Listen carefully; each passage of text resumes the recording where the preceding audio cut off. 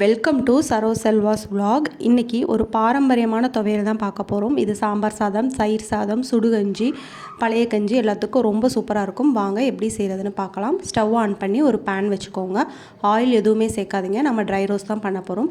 2 கைப்பிடி அளவுக்கு துவரம்பருப்பு எடுத்துக்கோங்க. இதில் ட்ரை ரோஸ்ட் தான் நம்ம பண்ணணும். கண்டிப்பாக ஆயில் நீங்கள் சேர்த்து பண்ணிங்க அப்படின்னா ஃப்ரை ஆகும். பட் ஒரு பருப்பும் ஒன்றுக்கு ஒன்று ஒட்டிக்கும், நமக்கு ஈவனாக ஃப்ரை ஆகாது. அதனால தான் நம்ம ட்ரை ரோஸ்ட் பண்ணுறோம்.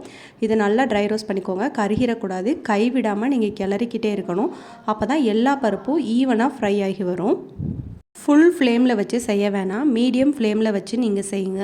அப்போ தான் எல்லா பருப்பும் ஈவனாக ஃப்ரை ஆகும், கருகாமவும் இருக்கும். நமக்கு இந்த மாதிரி ஃப்ரை பண்ணி தனியாக ஒரு பிளேட்டுக்கு மாற்றி வச்சுக்கலாம்.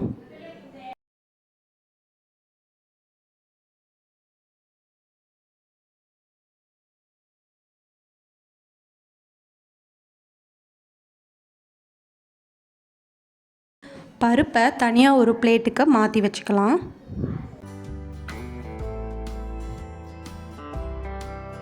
இப்போது அதே பேனில் 2 வரமிளகாய் சேர்த்துருக்குறேன். நான் நல்லா சிவப்பாக இருக்கிற வரமிளகாவாக சேர்த்துக்கோங்க. காரமாகவும் இருக்கணும். அதே சமயம் உங்களோட காரத்துக்கு ஏற்ற மாதிரி நீங்கள் வரமிளகாய் சேர்த்துக்கோங்க. இதையுமே ட்ரை ரோஸ்ட் தான் பண்ணணும், ஆயில் எதுவுமே ஆட் பண்ணக்கூடாது. நல்லா மிளகாய் புஷ்ஷுன்னு வரும், ஹீட் ஆகணும். இந்த மாதிரி வரலும் நம்ம இதையும் தனியாக எடுத்து வச்சுக்கலாம்.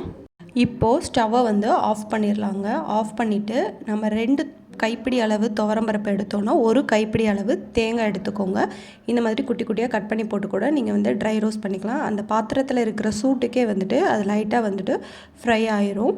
இந்த மாதிரி ஃப்ரை பண்ணிவிட்டு இதையுமே நம்ம தனியாக ஒரு கிண்ணத்துலேயோ இல்லை பவுல்லையோ நம்ம எடுத்து வச்சுக்கலாம். கண்டிப்பாக தேங்காயில் இருக்க அந்த தண்ணி சத்து போகிற அளவுக்கு லைட்டாக ஃப்ரை பண்ணிக்கோங்க. அப்போ தான் கொஞ்சம் டேஸ்ட்டாகவும் இருக்கும், நல்லா துவையல் வாசமாகவும் இருக்கும். இப்போ தனியாக ஒரு கிண்ணத்தில் நம்ம எடுத்து வச்சுக்கிட்டோம். இப்போ இது எல்லாத்தையுமே மிக்ஸி ஜாரில் சேர்க்க போகிறோம். மிக்ஸி ஜாரில் சேர்க்குறப்போ எக்ஸ்ட்ராவாக ஒரு இன்க்ரீடியன்ட் நம்ம சேர்ப்போம். ஃபஸ்ட்டு துவரம்பருப்பை சேர்த்துக்கோங்க. வரமிளகாய் காம்பை எடுத்துட்டு அதுக்கப்புறமா நீங்கள் சேர்த்துக்கோங்க. இது கூட ஒரு 2 பல் பூண்டு சேர்த்துக்கோங்க. பூண்டு எதுக்காக நம்ம சேர்க்குறோன்னா, சில பேருக்கு துவரம்பருப்பு சாப்பிட்டோம் அப்படின்னா வயிறு வலிக்குது அப்படின்னு சொல்லுவாங்க. அதனால் பூண்டு சேர்த்துக்கோங்க. குழந்தைங்களுக்குலாம் சேர்த்து நம்ம செஞ்சு கொடுத்தோம் அப்படின்னா ரொம்பவே நல்லாவே இருக்கும். பட் பூண்டு ரொம்ப நிறைய சேர்க்க வேணாம், ஸ்மெல் பூண்டு ஸ்மெல் அடிக்கிற மாதிரி இருக்கும். தேவையான அளவு உப்பு சேர்த்துட்டு கொஞ்சமாக தண்ணி சேர்த்து நம்ம அரைச்சிட்டு வந்துடலாம். உங்கள் வீட்டில் அம்மிக்கல் இருந்துச்சுன்னா கண்டிப்பாக அம்மிக்கல்லில் வச்சு அரைச்சி பாருங்கள், டேஸ்ட்டு பிரமாதமாக இருக்கும். இந்த துவையல் ரெசிபி உங்களுக்கு பிடிச்சிருந்துச்சு அப்படின்னா கண்டிப்பாக என்னோடய சேனலை சப்ஸ்கிரைப் பண்ணிக்கோங்க.